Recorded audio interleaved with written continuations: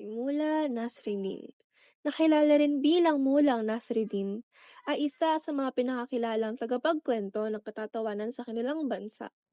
Matalino, mapagbiro, at puno ng karunungan, isang alamat ng sining sa pagkukwento. Kaya naman nang mabalitaan ng mga tao na siya ay magbibigay ng talumpati, agad silang nagtipon.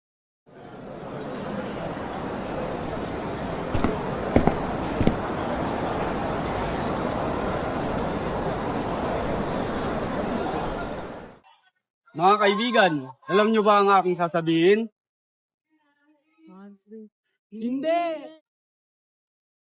Kung gayon, wala akong oras magsalita sa mga taong hindi alam ang aking sasabihin. Ha? Yun na yun? Baka may mas malalim pa siyang sasabihin sa atin. Tara na nga! Tara! Dahil sa pagkalito ng mga tao, muli siyang inimbitahan. Nais nilang marinig kung ano nga ba talaga ang sasabihin ni Mula Nasreddin. Ngayon, alam nyo na ba ang aking sasabihin? Oo! Kung alam nyo na pala ang aking sasabihin, hindi ko na kailangan sayangan ng oras na ito.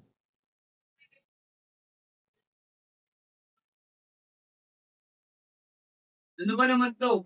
Niloloko ng taong yan. Baka siguro may araw siya. Subukan natin bukas.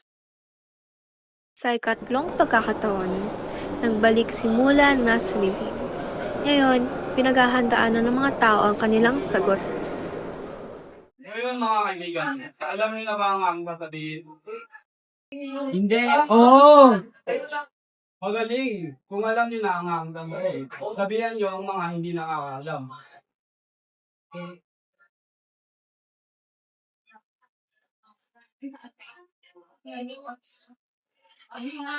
Talino talaga ni Mula.